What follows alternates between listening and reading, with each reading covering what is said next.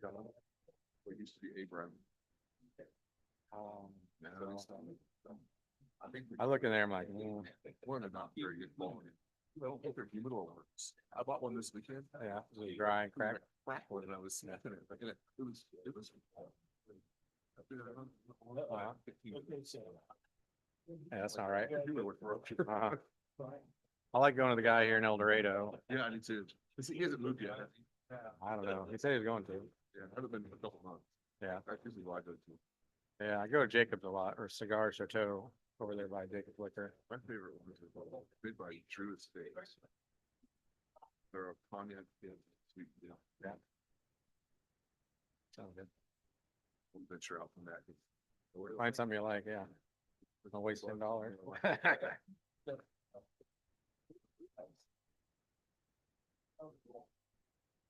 That came from the Grubhub truck. No, I came here yesterday to try out the lighter. The guest wasn't here yet. Yesterday was the fun outbreak outside. I did.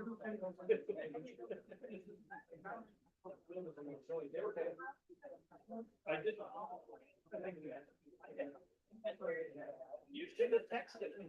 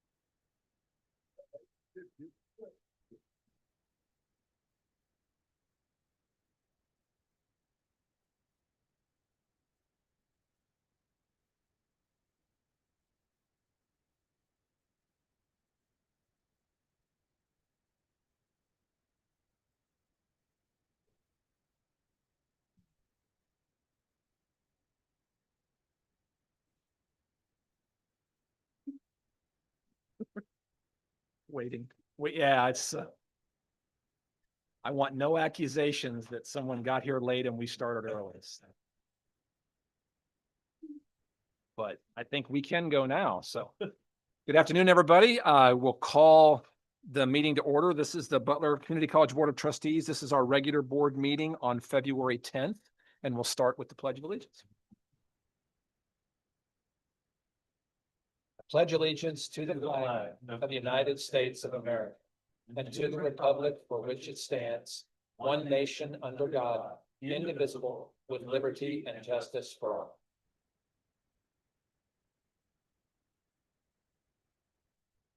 Does anyone have any edits to the agenda? I have two I'd like to add. I'd like to add just a board strategic discussion and just information requests. I had a couple of things I was curious about. So with Roman numeral 8B. Yep. What else? I would like to move consent agenda item 10F, the NRP and El Dorado to board action items. Okay. So that would be 9, Like you have a 10F, side bet or something. I don't think we just laugh. 10F will be 9E as in echo. Do we have a second to those proposed amendments? I'll second. Trustee Good is absent. Trustee Howell. Trustee Rhodes, Yes. trustee Hueslick, Yes. trustee Shearer, Yes. trustee Brown. Yeah. Trustee Smith. Yes. Okay, those pass 6-0. Any other edits to the agenda? If not, would entertain a motion to approve it as amended. I would move to approve it as amended. I'll second. Trustee Good is absent. Trustee Howell. Trustee Rhodes. Yes. Trustee Hueslick, Yes. trustee Shearer, Yes. trustee Brown, Yes. trustee Smith. Yes. Okay, thanks all. That passes 6-0 also. We will move on to Dr. Daniel recognitions. Yes, And we have one person to recognize this evening, and I am super excited about this one. Candace Sullivan, Excellence in Financial Leadership and Innovation. Candace has done an outstanding job building Butler's zero-based budgeting documents from the ground up. Without specialized software, she created clear, comprehensive tools that employees across the college now rely on throughout the process. I will tell you from my own personal experience in the Banner system. So our SIS system is, or Student Information System, is Banner, Ellucian Banner. I've worked in that my entire career. I know what it's like to dig in to get the information that you need. It will allow you to do that, but it's a lot of work to dig in and look at past expenses and things. And Candace did the most amazing job that I have seen at any college with the documents that she placed together. And I am super excited to recognize her. So thank you very much. Good.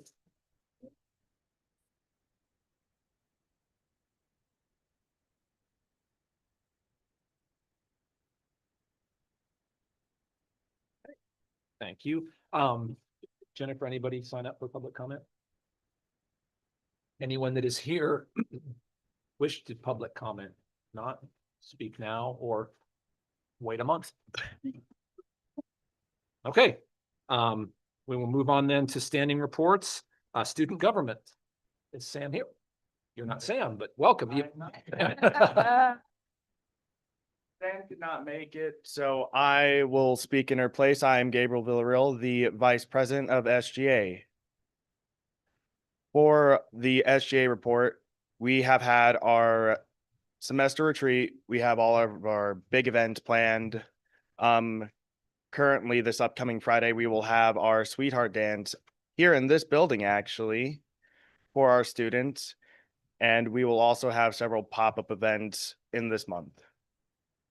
That Okay. is all. Thanks, Gabriel. Where are you from and what are you studying? I am from Madison, small town about an hour and a half east, and I'm studying in fire science. Freshman or sophomore? Second semester freshman. Seconds. Okay, awesome. Well, thank you for being here. Yep, of course. Glad to be here.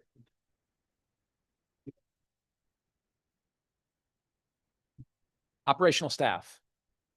Harry.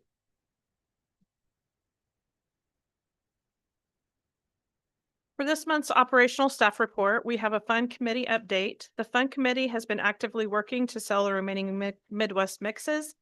A Super Bowl themed sale resulted in the sale of 84 mixes. Following the upcoming silent auction, there will be no additional fundraising activities until this coming fall. The Association of Kansas Community College Occupational Professionals, otherwise known as ACOP, Annual Spring Conference will be held April 8th through the 10th at Lebec Community College in Parsons, Kansas. Several Butler representatives serve on the ACOP board and remain highly active in the organization.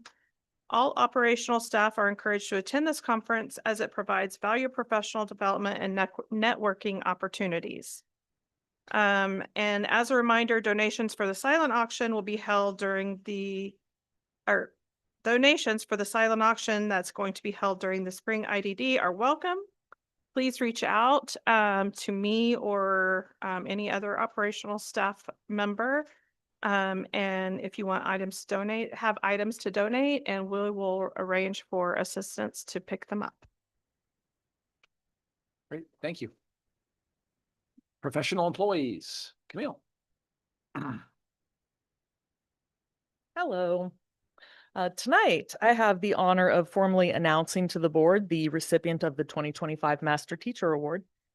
So this is an award given each year by the BCCEA to a member of the association who goes above and beyond for students, colleagues, and the Butler community as a whole. We received more nominations than usual this year, which made the selection process both more difficult and more meaningful. The number and quality of the nominations we did receive reflect how hard our faculty work for Butler every day. And this year's recipient is a perfect example of hard work and dedication. Andrea McCaffrey Wallace has been an English professor at Butler for over a decade. Throughout this time, she's been known first and foremost as one of the hardest working faculty members. I'm not going to try to list all of the projects and committees that Andrea's been a part of over the past 14 years. It's lengthy. I would rather speak to what is clearly behind her work ethic, and that is the care that she has for her students and her colleagues. In the words of one of her nominees, Andrea is brilliant, but what truly sets her apart is how tirelessly she works for her students, her colleagues, and Butler's mission. Andrea is an exceptional teacher. She designs engaging and rigorous courses. She meets students where they are, particularly those who arrive uncertain or underprepared. Andrea is a fantastic team member, a fantastic mentor. She's always willing to share resources and to step up when something needs to get done. And if I could share just one more comment from her nominations, which I think sums it up nicely. Andrea has the brain, the work ethic, and the heart of a true educator. So please join me in congratulating Andrea McCaffrey Wallace, our 2025 master teacher.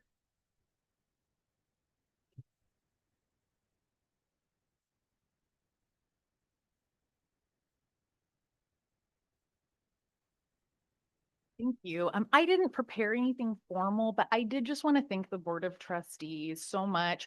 I've been here for 14 years, and during that time, I worked on my doctorate in curriculum, teaching and teacher education at the University of Florida.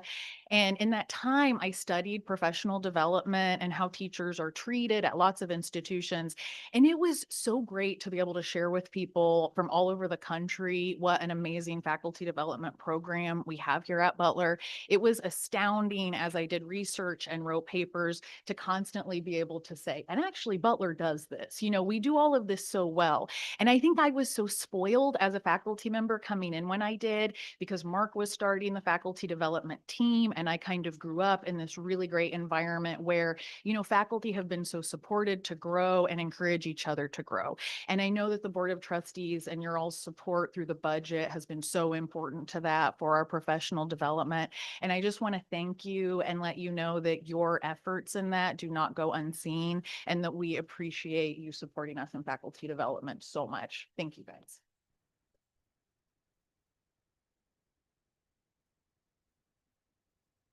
Andrea and I were in the same new faculty orientation, and most of the faculty that went through the orientation that year for the next 5 or so years were like, wow, Andrea's making us look really bad.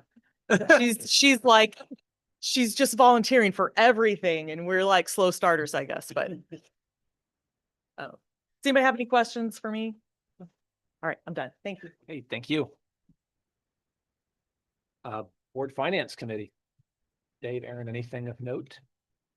A couple of things, nothing serious. Let me turn to that page.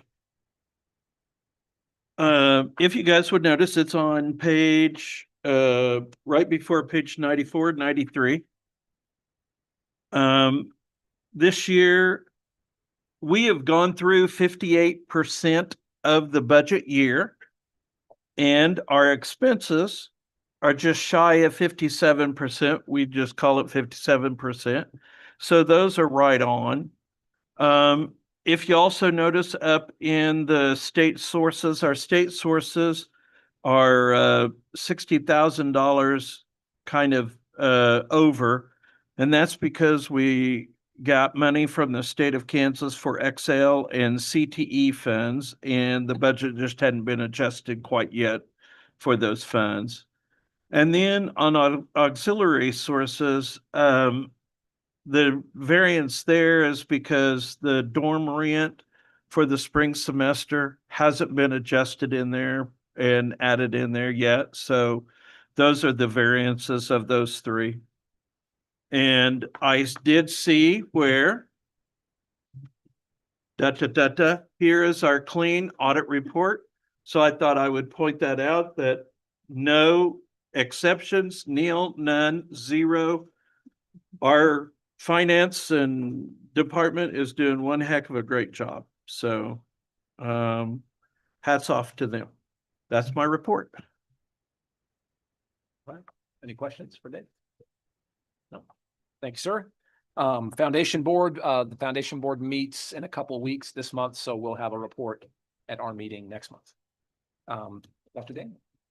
Okay, so the first thing I have is just an announcement. I would like to let everyone know that we have hired an executive vice president for academic affairs, and that person is Dr. Mark Mullen. He will start on April 2nd, and I am truly excited to welcome him to Butler. His experience in workforce and academic affairs and programs and pathways is going to be huge for us. And he's excited about coming and working on those arrangements now. So we look forward to having him here on campus. All right, so next I would like to introduce Dr. Kelsey Harper and recent graduate Gianna Van Zelten. So if you guys want to step up to the podium, they're going to tell you a little bit about their story.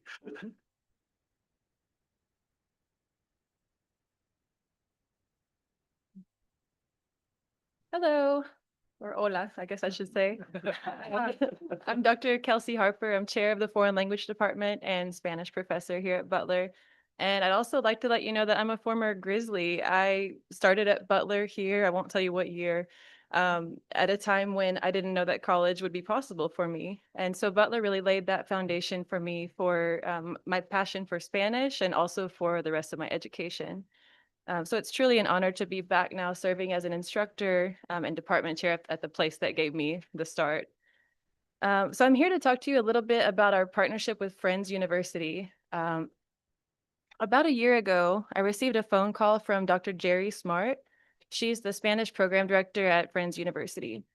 She reached out because she noticed something consistent, and that was that students transferring from Butler arrived with very strong Spanish language proficiency. So she shared that Butler students transfer with a really strong background and are always outstanding students. That's a direct quote from her. And that affirmation meant a great deal because it shows the quality of the preparation that the students are receiving here. Our certificate of Spanish proficiency became a pivotal part of our conversations. So this certificate includes a nationally standardized assessment that measures proficiency in speaking, listening, reading, and writing. And it provides an objective benchmark of student ability in Spanish. So that gives transfer institutions confidence, helps them place students in the correct courses. They don't have to repeat coursework, and it provides a testament to the rigor of their preparation. So about this scholarship, around the time that Dr. Smart and I started getting in touch, she received an endowment from a former Spanish professor, friend of hers, who passed away. The endowment was specifically designated for students who want to complete a 4-year degree in Spanish.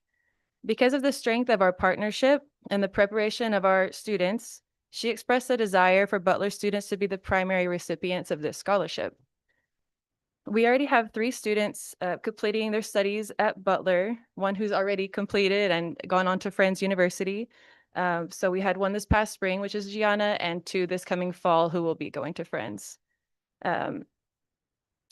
Gianna came across as a quiet student in my class. I'm going to talk about you a little bit. She came across as a very quiet student, but with time, I realized that it was not for lack of things to say or for a lack of questions going on in her head. She was just absorbing the course material extremely quickly and not only practicing it in class, but also finding ways outside of class to practice, which we highly encourage, but not every student does. Whether it be finding books in Spanish to read for fun or connecting with Spanish speakers was it at church? I think, yes, at her church. Which showed in her pronunciation. I think that's how I found out. I said, you're really good at this. What is going on?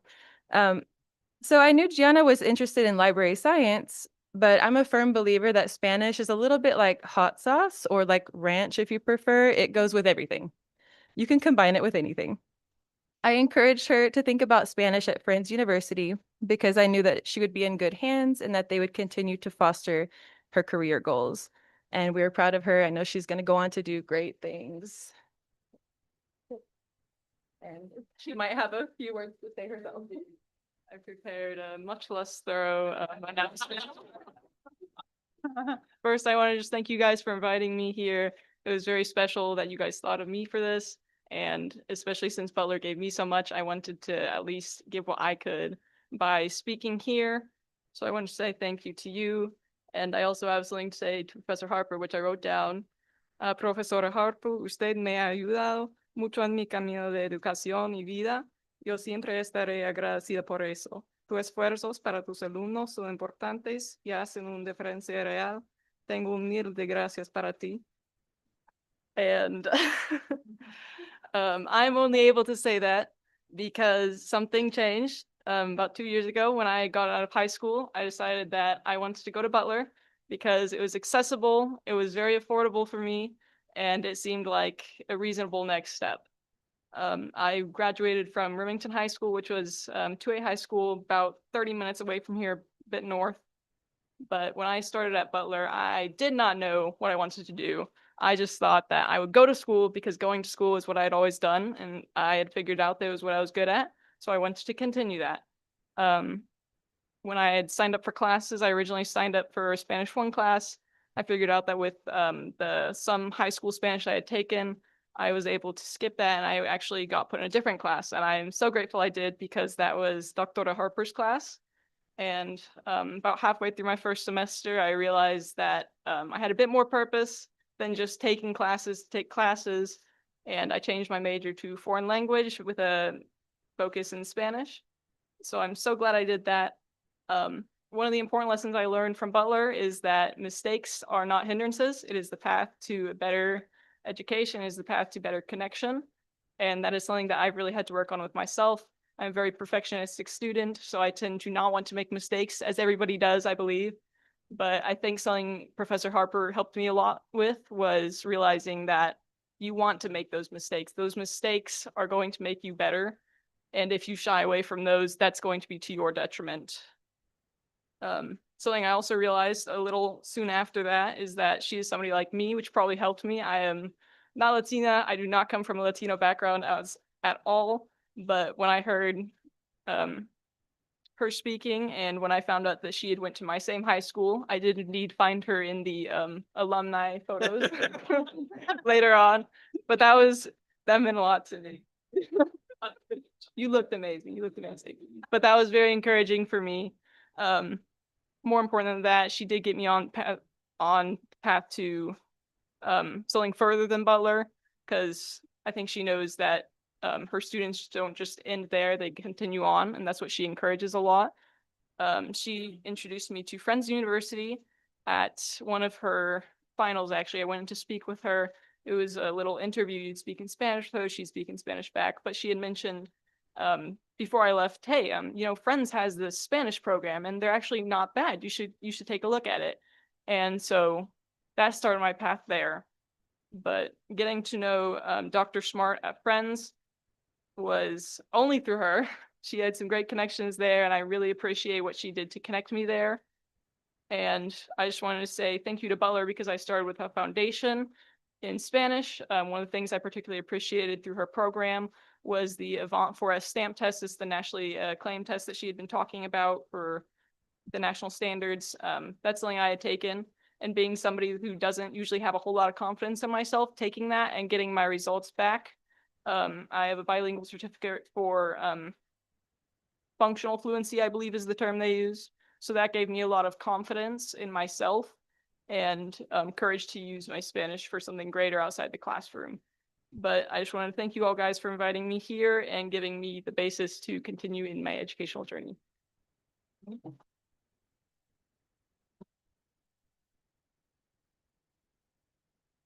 Thank you both very much. We appreciate it.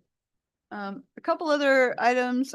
First of all, tomorrow will be at Topeka, will be the cybersecurity signing. This is an agreement with the Kansas Air National Guard and 6 community colleges. Butler, along with Barton, Cowley, Garden City. Which one? Cloud, yes. We will, and Hutchinson, we will all be coming together and signing an agreement to really, the agreement is somewhat informal, but we have already started, under Dr. Peter Linden, we have already reached out to the Kansas Air National Guard, and their colonel is going to come on campus and look at, it's almost like a train the trainer model. It's a way for them to let us know what's really important in cybersecurity, what's happening in the Air National Guard and those defense units. And they're going to help us make sure that our curriculum's on par, and also give us some real live lectures to our students to actually let them know these are the things that you can do with jobs. So it's an incredible partnership. You'll see a lot of publicity come out of it once that's released tomorrow afternoon. So just wanted to let you know that was coming down the hatch. There's also a lot of K-Board meetings. So we'll also be attending some of those while we're there.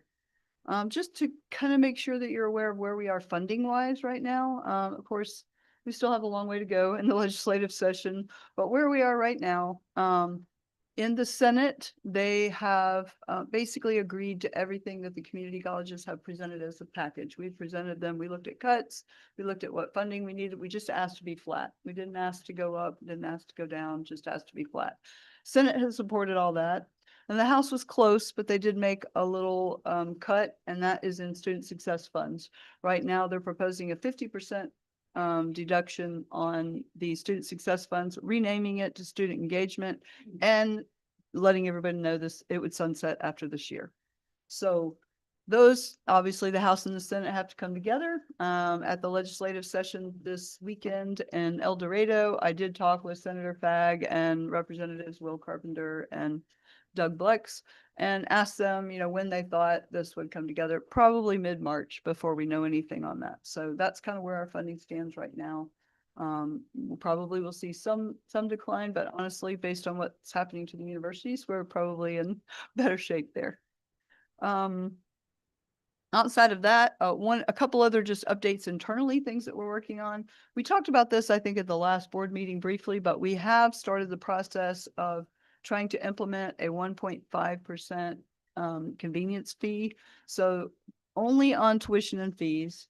Right now, we are upside down about 200,000 for students that pay for tuition and fees with their credit card. It wouldn't apply to anything else. We'll recoup about half of that, 100,000. So splitting the difference with them, us recouping 100,000 and still getting a little bit of savings for there. But we're putting processes in place to be able to do that operationally. And then the last thing that is not something we've talked about in a while, but we did talk about it in the fall, and I just want to update, on this. And that was, we talked about replicating what was happening in Forvis. And we have looked at that process, and I do believe we have a great start on it. I do think that there's a few tweaks. Dr. Dunleavy is leading this. But what I think is going to be better about our in-house model is it pretty much is modeled directly after Forvis. So it does the same things that Forvis does, but it does it in real time. So we can find out right now, not a year lag. Like what we're looking at right now was a year ago in Forvis. What we can see is what's happening right now, what happened this year, this academic year, or any other academic year for that matter. So I'm super excited about that. We're making the tweaks and really happy to be able to look at that academic cost accounting for all of our programs, which will help us be better informed data-wise and be able to make the decisions on where do you sit with these individual programs? So any questions? Thank you. Dr. Day, thank you for that. Educational facilities, we meet tomorrow. So we'll have a report at next month's meeting. Move on to strategic discussion items, and Dr. Daniel, will turn it back over to you on the strategic plan. Sure. So I put at your place a highlight. I thought it would be easier. There's a lot of data inside the board book. I wanted you to be able to have the data in the board book to be able to see what SWOT pieces fed into the strategic priorities. Our main strategic goals were all left the same, the high level goals. There are 6 of those, except for the last one. And I think this was an important one that we changed that came out of our work session, and that was to inspire a culture of transparency, trust, and accountability. Everything highlighted in the document that's sitting at your desk is where there were changes. If it's not highlighted, it means it stayed from the previous strategic plan. So the idea is, for you all to be able to look at this, and if you have any feedback that you would like to give us, we can talk about that and, and take those thoughts and changes back to the boardroom and, discuss them and see what we can do to change them. Additionally, we have gotten a list of KPIs, how we show that these strategic goals are moving. But we wanted to make sure before we brought that to you that you're okay with the strategic priorities that are there. So there is also in the board book, if you look, I think on page 9, there's a higher level summary on page actually 10 and 11. What's new or significantly strengthened in the 26 plan. And I would encourage you to look through those. The student success, moves more from access to pathways and momentum. But also, if you look at the bottom, it says the shift of every single thing that's taken place there.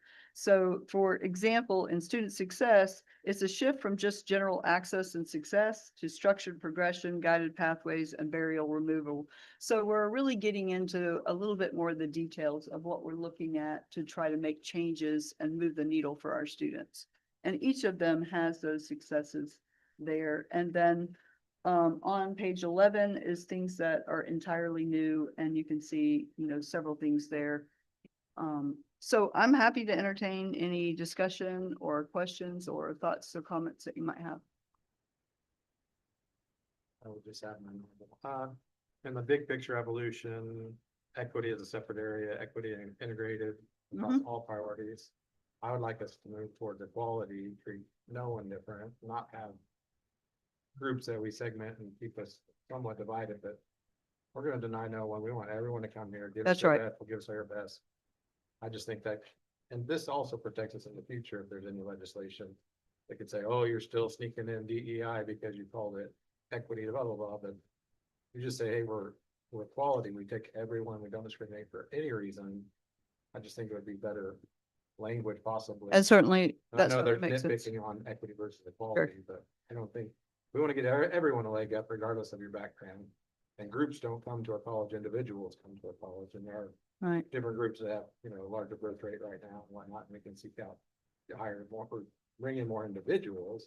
But I think we just need to treat everyone as a equal individual that we want to help as much as possible. And if, the golden rule, love your neighbor as yourself, there's no law against that, nor will there be. Just treat everyone as you'd like. to be Equally, treated. yeah. With no, once you start finagling it a little bit, you can get in trouble. In the future, so. Noted. Thank you. Is there, Shelby, I know there was language like that in last year's that Oh, we yeah. talked Yeah, about. we tried to I take don't- all of do you- that do you out. See something that's still in what's currently proposed? Do you see something that Well, you it just think- says. Took out the integrate equity and it's equity integrated. Yeah. everywhere, which. What I hear from my background is, and we even had some work sessions where the lady came in and she was talking like, well, we don't have DEI anymore, we're gonna change the name. Woo-hoo, and keep it pretty much, is what she said, like, we understand. Sure. I just wanna have everyone treated the same. And give them as Okay. much opportunity, which just me on a soapbox, I get it. Thank you. Any other comments or questions on the plan? No, it looks good. The Thank one thing at the beginning, it said, proposed key performance indicators support, that's what you said earlier, We're gonna bring show those us back. Yes, This is what we're shooting for, and this is You how got we it. measure it, this is Yes. where we were, this is where we are. absolutely. Good seeing that. Yeah, our idea is to take those KPIs for each of these areas and put them every single month in the back for supplementary. Some things will move month by month and some things may not move except by semester, year to year, but we're still gonna list them all. There's a saying, something that gets tracked gets managed, but Yes. actually keeping track of it, you'll be able to know where you're at. You're exactly right. Yeah. Actionable data is what we're looking for. Will this come back to the board next month as an Yes, sir. action item? Yes, sir. Will we have the KPIs identified? We will have the KPIs. Yes. Anything else? If not, I think we have the other Shelby, we Yeah. have the Shelby information. item. Yeah, sorry. Whatever that You can is. Send it via email, and I'll follow up with the email if you want. I was just curious on welding. Specifically, we paid for the exhaust fan. I know we've got that on the agenda tonight again. In Rose Hill, I don't think we're at quite capacity in the fall. I'd like to know how it's going for the spring. I don't need to know right this second. And then culinary, I know we started the food truck thing. And I've seen the hood up on the food truck and it moved once, so I'm wondering, are they working in the food truck? Food truck was on campus today, and Okay. actually, I should have noticed, the brownies that are at your plate, they prepared for you guys. It was on this campus, they served out of it, we had a great crowd, it was fantastic. So super excited about it. They are strategically going out as the class prepares, they're preparing the whole deal, the menu, the preparation of the food, the serving of the food. They actually had some technical difficulties with the electricity, they couldn't get the fryers to work. And so, Les was talking about how this is a great experience for the students. Because this is what happens in real life with the food truck. When you go someplace, everything's not gonna be the most ideal setup that you think you're gonna have. So they worked through this, did a great job, was super excited. It was a fun time. They were out on campus today, so good turnout. Yeah, food was delicious. If I remember right, the sign is at April 7th. They're gonna be in Andover. So if Okay. Andover's closer, there'll be an option in a couple of months to Yeah. hit it for lunch there. Out, you guys, so you know. And then I'd just like the construction update on how we're setting on the construction program overall. And then welding, culinary, construction, and I'd like to see the finalized 20th day numbers. I know we were kept up to date right till. I just, So 20th day will be next week. I can give you day one numbers if you give me. well, I Knew we were getting close. knew we were getting close and we're gonna come just. Yeah, I had asked him to, go through the registration period and then send everything back out on the 20th day, so you know the final number. We're almost there. And then one other question, not to be a pain, but I know we were talking about football the other day and we had 84 kids on the football team and we're required to have 54 from Kansas or something. I forget exactly. I'm just wondering how many Kansas kids are starters on the football team. I will tell you that holistically, we've had more Kansas starters on our athletics, except for maybe track and cross country, than any community college that we've met up against. I've actually been really proud of them. Our girls, I have to brag on them. They're second in the nation, 5 Kansas kids that starts. In fact, it's all Kansas kids on there except for one student that's not Kansas. It's pretty amazing. And on the football team, we had 10 Bubbastown kids that played, that were in and out, that played constantly. So we actually have a great record.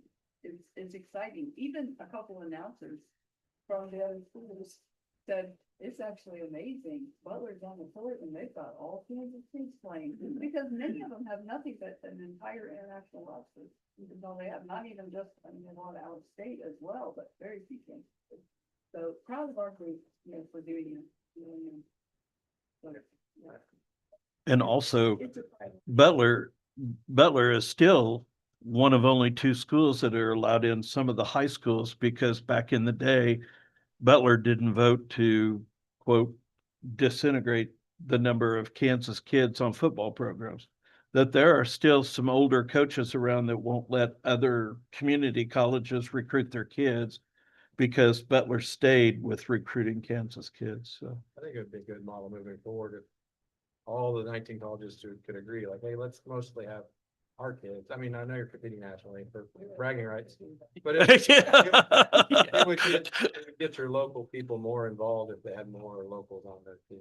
I will say, you know, have to give a shout out to Mike Comer, because he really has laid down some rules in terms of the coaches and the teams. And it's a priority for him, and I really appreciate that leadership that he's providing for us has been fantastic. That's all. Okay, moving on into our action items. The first one is our annual affirmation of service and standards of good practice. This is what we have posted next to the office door there. Does anyone have any concerns with the language? We spent multiple years tweaking this, so it would be great if we can move on with the same one we've had. I have no issue. Okay.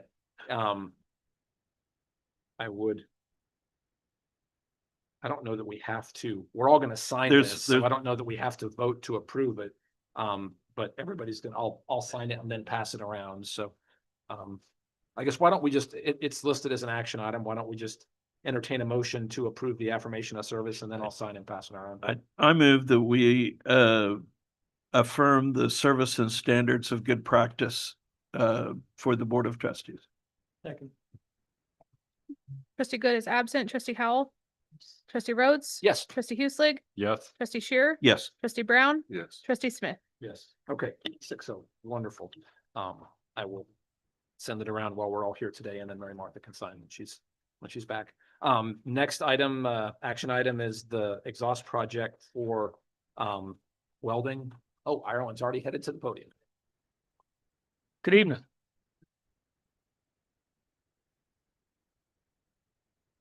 Does anyone have any questions? The El Dorado welding exhaust, if you can remember, Shelby and a few of you, we replaced about half the hoods and exhaust in the welding shop several years ago. This here proposal is to complete, the rest of the shop with updated exhaust and hoods.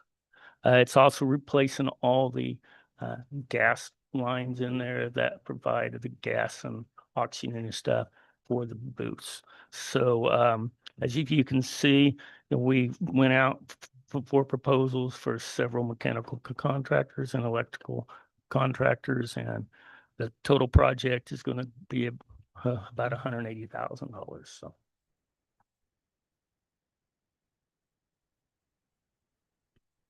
Well, I'll move that the Board of Trustees recommends that the board approve the proposal from Integrative Group and Waldinger Corporation for the installation of a new exhaust system in the existing El Dorado welding shop at a total cost of $180,081. I have a question for you. Hold that thought. Can I get a second and then we'll just have a discussion? Okay. Can I vote on this if I'm friends with somebody who's gonna benefit, or should I abstain? If all you are is friends, I think you can vote. And if you want to disclose the fact that you're friends, you can vote. I don't I think know, that's I know a, Joshua House, he does great work, he's knowledgeable, he's been at the prison working, he's worked for me, I've worked for him. I just don't want to. It's also, Yeah, he's it's not also family. local contractor. Yeah, he did it, I didn't know anything about it. I don't know, sneak in some. No. yeah, we had no input on the, Yeah. and I've No. worked to echo that. I've worked with, Joshua as well, and he does good work. So it's nice to see not only a good contractor, but somebody who's local. Okay, any other discussion? I think it's a Don? great move. It's a safety issue. Bad things can happen. Okay, Trustee Good is absent. Trustee Howell, Yes. trustee Rhodes. Yes. Trustee Hueslick, Yes. trustee Shearer, Yes. trustee Brown, Yes. trustee Smith. I think that passes 6-0 as well. Moving on to the mannequins for the SVA Healthcare Training Center. I thought yep, What page is that on? 37. Yep. Okay.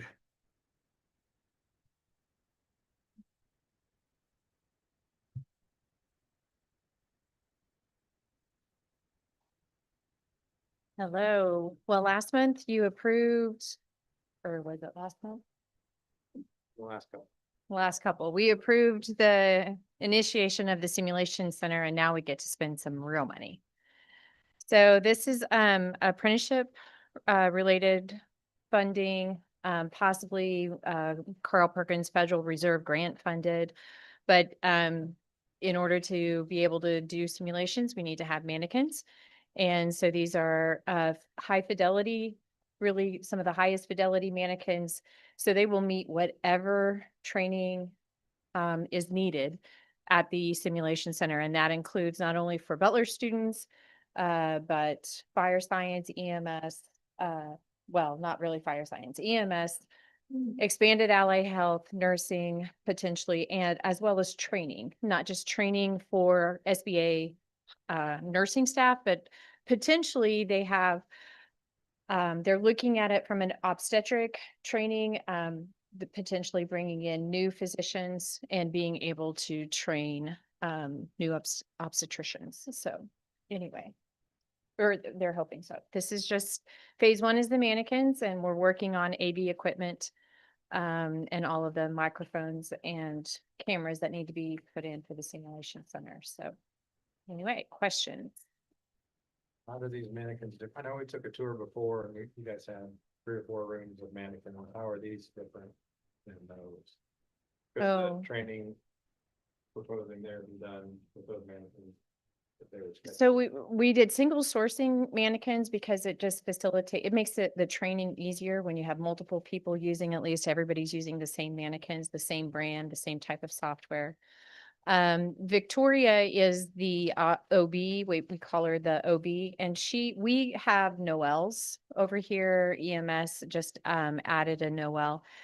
Victoria is like really high in that it is looking at you're able to use Victoria to simulate obstetric emergencies.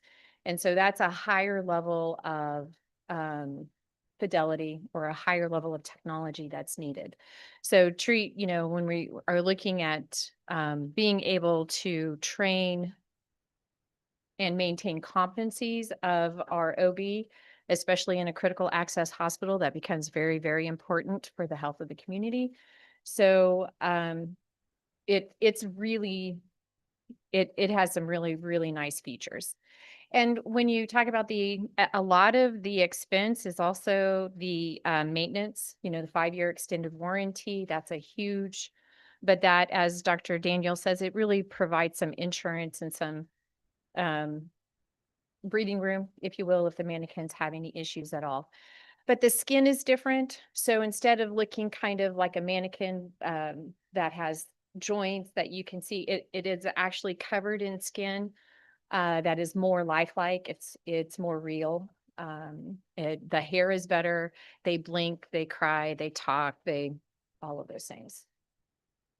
And it does come, we did add a couple of things. One is specific to a geriatric face skin, and that is really relevant for allied health because most of our CNA, CMA courses are working with aged populations more so. So that allows us the flexibility of going back and forth between younger versus older. We did do some add-on packages that are really about the gynecologic pack and how to help a provider, and students learn how to do exams and all different kinds of things related to gynecology. So- Same for managing daily, just so they're exposed to it and used to it, and not like surprised when they get to the hospital. Oh, yeah, absolutely. And you do, typically they make a mannequin one gender or the other. And so you always have to have the add-on to do the opposite because students do need to be, I mean, because we care for male and female parts differently. So. I think another thing that's really important to point out here is we're using, some of this was grant funded, but some of it is business and industry money. And business and industry money, the purpose of that is to help our rural county and our incumbent workers in those businesses. Susan B. Allen has 0. They have nothing to train in the way of simulation for their employees. So she's super excited. Melissa is to partner with us on this. We'll have 10 live rooms there that will function just like you were in the hospital. So they're simulated and set up exactly like that. The legislators, have given us kudos too for creating something that's not just training for our own students, but it's a combination training of incumbent workers in Butler County as well as our students to get the highest availability of training that we can get. And that's really the whole purpose of that business and industry is we always want to drive, incumbent workers into it if we can to upskill and to reskill and also for training equipment for these specialized programs. But this is a unique opportunity that we have with SBA to be able to serve them this way. And another example of that's just one small part of it. But another example is being able to help SBA maybe provide nurse residency programs where if they have a new graduate nurse coming in, we can help SBA put the new graduate nurses through a variety of simulations to help them in their onboarding process. The better we onboard nurses, more likely we are to retain them. And that's a huge factor for SBA. The other example is with this type of equipment and training, SBA has the opportunity and the potential to maybe even increase or expand the services. For example, for a hospital to do any type of conscious sedation or light sedation, nurses have to be trained. They have to have a competence. They have to be deemed competent every, I think it's 2 years. Don't quote me on that. But, part of that is how do you get and rotate your staff through that and being able to determine what competency looks like.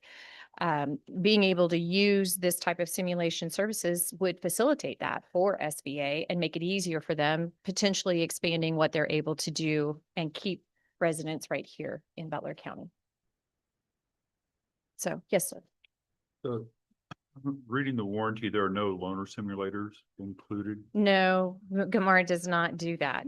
So, yeah, they just, I think they've added it. That is something that was kind of new to me as well. I've never seen it verbally like that. So I'm sure other people have asked, well, when we send this in, do you provide us a loaner? And the answer to that is no.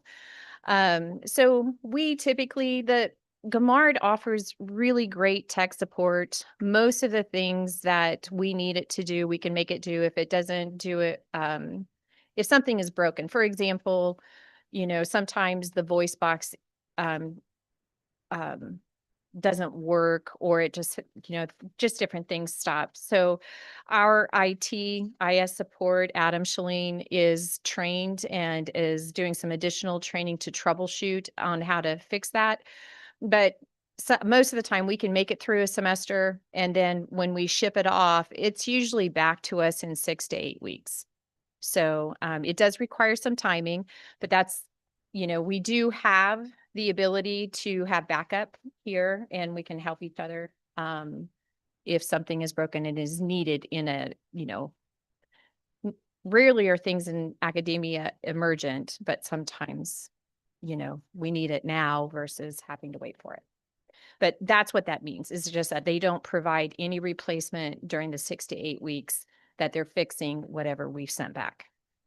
Thank you. Mhm. What is the expected lifespan of American? Mhm. Okay.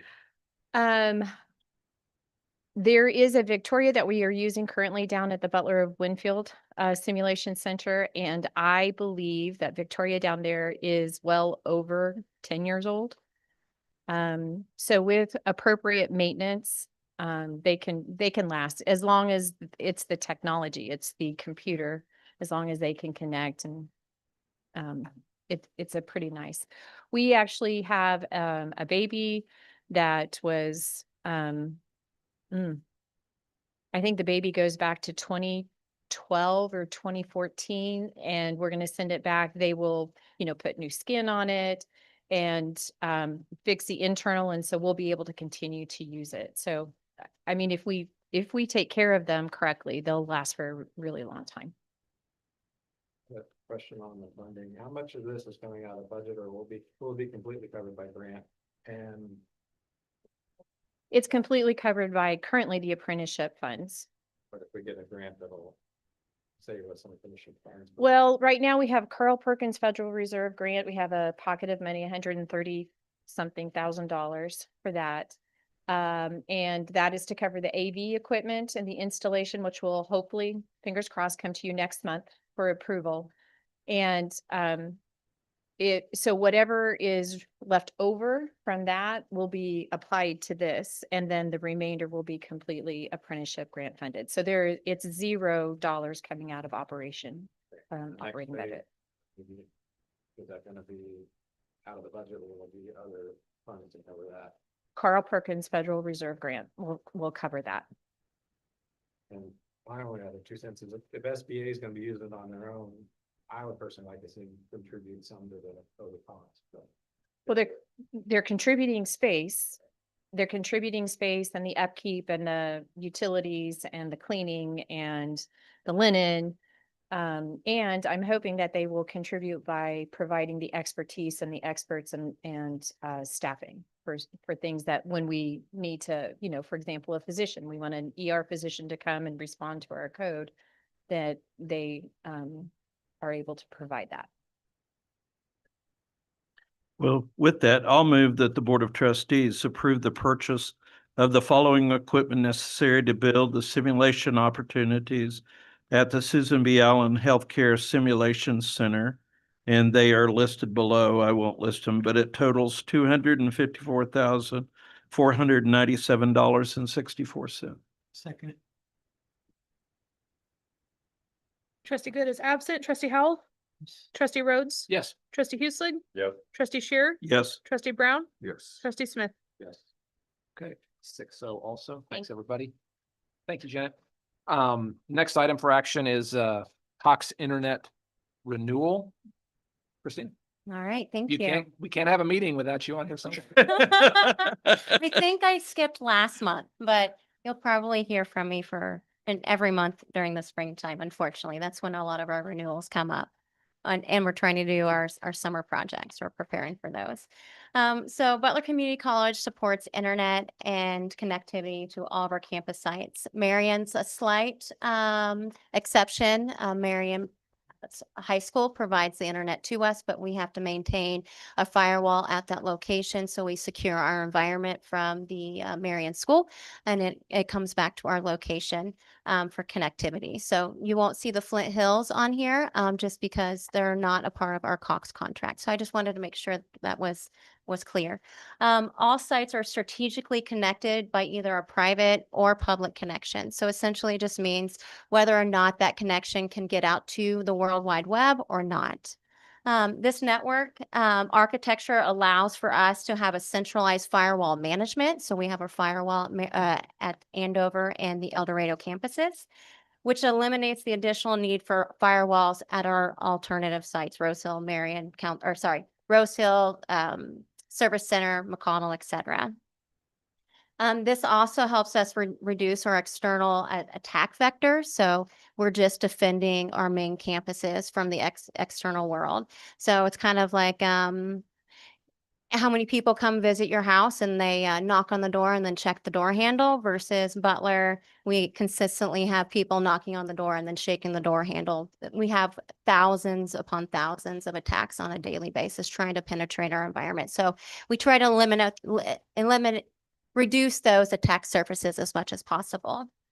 Our Cox contract is up for renewal. Our demand on what we need bandwidth has increased for students, faculty, and staff. So you'll see that we're using it for instruction. We're using it for administrative work. And then in the residence halls, we're using it for their connectivity in the residence halls. Students bring multiple devices to campus every single day. Even employees bring multiple devices to our campus every day. They have their cell phone, they have their Apple Watch, they have, all the gadgets and everything that connects them to the World Wide Web. We are seeing an increase in software as a service, or what is called SaaS, software solutions. And so that's going to take an increase in, or going to take more of our bandwidth up. Butler in the past has partnered with Windstream, AT&T, AirSpring, and currently we've partnered with Cox. All providers provide something different to our environment here in Butler County. AT&T outpriced us with their offering that they can provide to us. Idea Tech is new to the landscape. Everywhere. I have Idea Tech at home and I love it, but they don't have the broader or the footprint yet. They probably will in the future. They're just not there yet. So I'm watching and communicating with Idea Tech to understand, when they be able to provide services to our campuses. So they're on the horizon. Velocity, we use Velocity today for our ag facility and our fire science facility. They are a great partner and they've done a great job bringing in a customized connection for us that they don't offer other customers.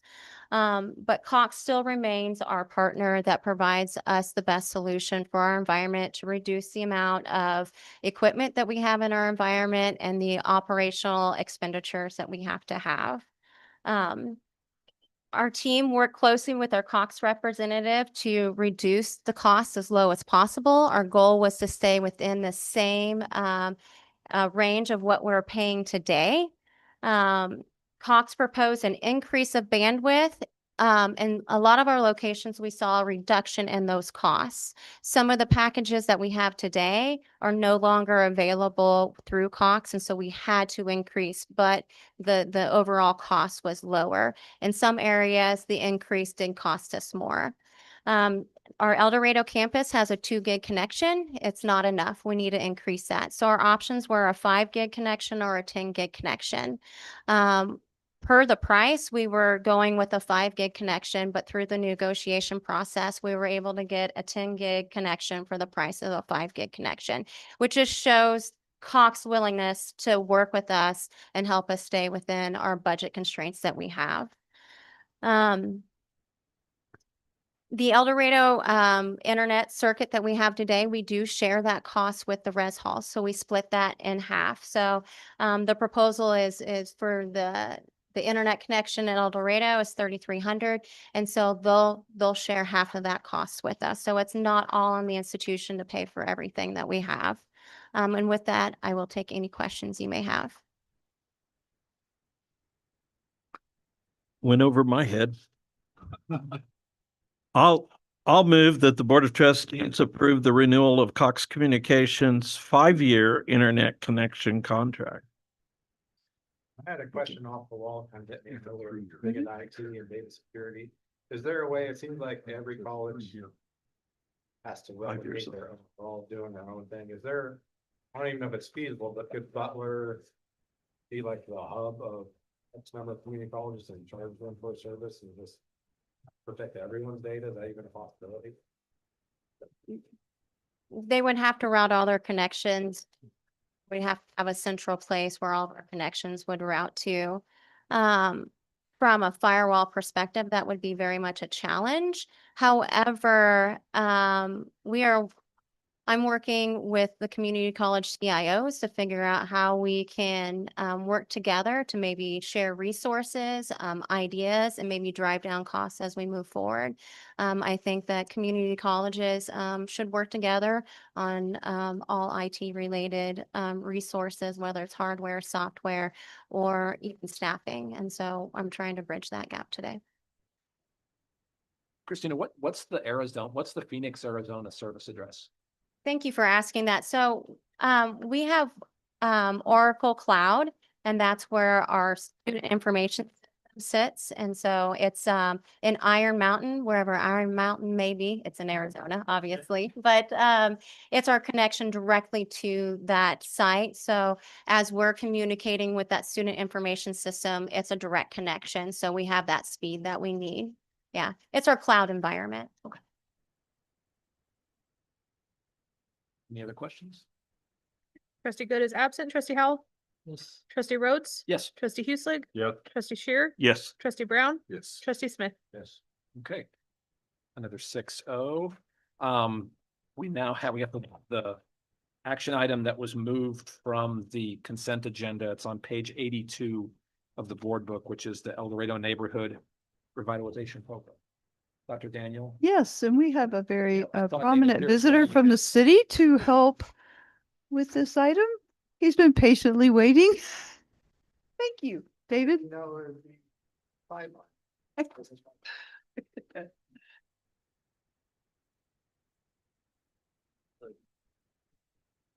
Bill's already seen this presentation, so if you'd like to take a nap now, you're happy to do so.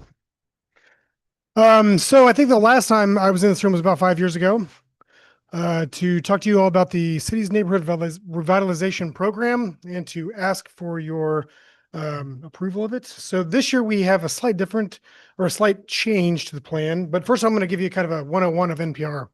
NPR is a radio station. So the NRP is a revitalization program that is authorized by state statute, which allows cities with our local taxing partners to give rebates back to property owners who complete improvements to the properties that would increase their assessed valuation. So when you improve your assessed valuation, you obviously owe the county more taxes, and then consequently the school district and the city and the college. So what an NPR does, and you know what I mean. What it does is you fix up a building, it increases the valuation, and you owe more taxes. But if you do this to an eligible property, you get a rebate of 95% of the valuation or of your taxes back for 10 years. Now, it's important to note that that 95% is only on the increased valuation. So if Bill has a property that's already worth $250,000, he's going to continue to pay property taxes on that amount like he would normally. But then if he increases the value to, say, $400,000, the rebate is only on that incremental increase. And so that's important to note. One modification that we made this year was with respect to historic properties, particularly in our downtown area. We have a project in downtown, 124 South Main, also known as the old Masonic building. Many of you may be familiar with that building. It sat empty for well over 10 years. And we have a developer now who is going to proceed with a redevelopment of that project. The good news is that their project includes commercial on the ground floor, and then the upper stories will be residential. So it'll be a pretty good project when it's all said and done. They have asked for that property to be included in the NRP because they can get the benefits of the rebate after they enhance the value of that property and make their improvements. The reason that the downtown historic properties are being asked for a 15-year 95% abatement is because that project provides a great example. So the developer it's basically a $4 million project. They've received $1.7 million in loans and grants from the Kansas Housing Corporation. And they also have private debt and equity that they're putting into the project as well. And they are still short of getting the project done. Now, the city has included, we're doing an RHID, we're doing a CID, we're doing an IRB, we're doing an NRP. We're doing basically every three-letter acronym that you can possibly throw at it, except for the CIA and the FBI. So with all of that being said, this is just an incentive that we have that we can kind of help developers and or small property owners make improvements to their properties to enhance the value, but more importantly, to enhance and extend the life of the asset in our community. Many of these properties are going to be residential properties or commercial properties, and they don't otherwise have an incentive to get them to do improvements. So when you do improvements, as already been said, you get to pay more taxes. So a lot of folks are disincentivized to make improvements to their properties for those reasons. Let's see what else. I guess I'll stop for questions and see if there are any. And if There was one exemption for anything owned by the Eldo Land Bank. They can do whatever they want, it sounds like. So the El Dorado Land Bank is basically a city subsidiary, if we will. The city owns and operates the land bank, and any land that is in the land bank is automatically eligible for the NRP incentive. The reason we do that is because properties that we put in the land bank are often properties that, for whatever reason, have a difficult situation for development. Could be that they have a tax history, could be that they are difficult pieces of property from a zoning code situation. So there's a number of situations that would fall into that place. And so the city usually ends up with them, and we want to try to figure out a way to put them in a productive use. And one of the ways we can do that is with the NRP. I just brought this out just to simply make the point like you did, we're taxed a lot and we're disincentivized to make any more improvements on our land because we know we're going to pay more. So it's a good thing. I think they would tax less or allow people to at least improve without the threat of paying more.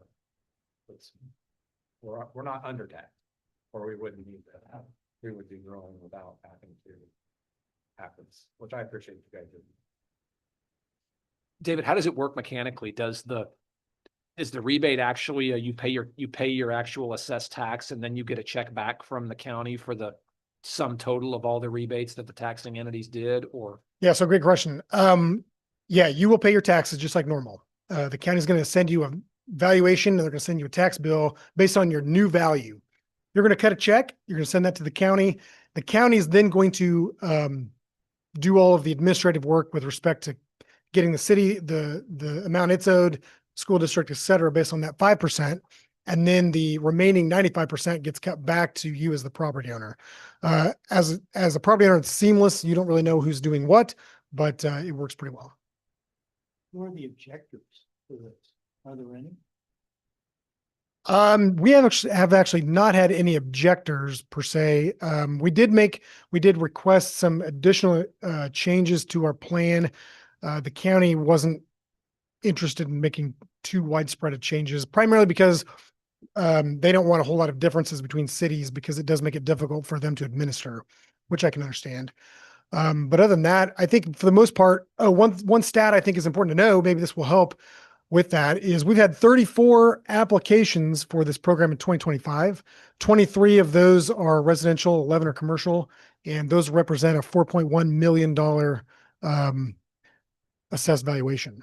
So nobody doesn't like this, or everyone loves this project if you're going to take advantage of it. If you're making investments to your property, and those improvements increase the valuation of your property, you like this program. Now, it goes without saying that not every project is eligible. One of the key things is that it's got to be over 25 years of age, is one of the key things. But then there's also some geographic areas as well. But for the most part, many of our residential households or homes, I guess, are that age and more. So this was one way to look at our existing stock, housing stock, and try to figure out ways to get people to extend that life. I have one more question for you. Do you guys inform them before they pull a permit that this is available, or do they just need to know about it? Now, when you go to get your building permit at the engineering department, they will walk you through that process and help you with that paperwork. At the end, they're like I did a project. We got completed final inspection. I'm like, well, how do I fill out my NRP? And they're like, oh, you have to do that prior to the permit. But they don't inform you that beforehand. It's nice that you guys do. Well, yeah, I don't want to say anything about Augusta. Well, with that, I guess I'll move that we pass the resolution to change the what's it called in our Neighborhood revitalization program. neighborhood revitalization program. Hard to say. The title of the resolution is it's authorizing and directing the chairman of the Board of Trustees to execute an interlocal agreement with Butler County Board of County Commissioners, Unified School District 490, Unified School District 375, and the City of El Dorado. Did we get a second on that? Second. Okay. Trustee Good is absent. Trustee Howell? Yes. Trustee Rhodes? Yes. Trustee Hueslig? Yes. Trustee Shearer? Yes. Trustee Brown? Yes. Trustee Smith? Yes. Other 6-0. Thanks, everybody. David, thank you for being here. Yeah, I guess I'll do one more thing, and just from an administrative standpoint. So you may wonder where we are in the process, because there are multiple taxing jurisdictions that have to approve this. Last night we tag teamed both school districts, so 375 and 490 have approved it. You are today, and you approved it. So now we're going to schedule it up with the county. Once they approve it, and they've kind of already went through that process informally, at least, giving us the thumbs up on the plan anyway. They will go ahead and approve it, and then the city commission rather will take formal action on the plan, and then we will send it to the attorney general, our friend in Topeka, who will review it, and because it is an interlocal agreement, and send that back to us, and we'll go from there. So there you go. So we appreciate your support, and look forward to continuing another 5 years of NRP in El Dorado. Yep. That's right. Hey, thanks again for being here. I would move to approve the consent agenda as amended. Perfect. Do we have a second? Second. Okay. Trustee Good is absent. Trustee Howell? Yes. Trustee Rhodes? Yes. Trustee Hueslig? Yes. Trustee Shearer? Yes. Trustee Brown? Yes. Trustee Smith? Yes. Okay, moving on to the supplemental information, KPIs. Anything of note? No updates in this report. We just finished our winter iPad, so next report, we should have some updated numbers for you. We got the statement of revenues. Dr. Daniel, anything else for the good of the order? One of the things that I did want to ask about is in March, work session is probably going to be needed. Aiden and I, unfortunately, on the date that we would have done it on the 23rd, will be at HLC and presenting. So it'll be difficult for us to be here. The question is, would it work for you guys the following Monday, the 30th? So that's the 5th Monday of the month. It happens to be there. Normally it's the 4th Monday of the month. February or That'll be March. March. You don't think HLC would move to accommodate our workshop? No, we could ask, but I'm guessing not. 30th works for me. It works for me. Okay. Thank you. Does that I mean will that check we with do her. not then need a work session in February? We do not need one in February. We just don't know enough information yet. We know we'll know it by March. Okay. Jennifer, would you send that out on my? I sure will. Awesome, thank you.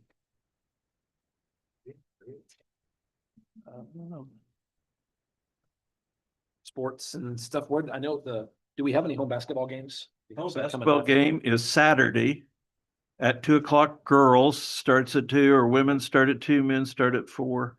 What the women? And let me tell you, The women are 2 and the men are 4. And the men are ranked 17th. I'm telling you, when you watch the girls play basketball, it is like flowing. But the guys, it's a different style, but they win. And it's super fun because all these Kansas parents are also there, which is really cool. So Yeah. neat atmosphere, really is. And It's exciting. get in. and there's And you can get in. and there's entertainment on free throws. There is. We have our own free throw distractor like everybody else does.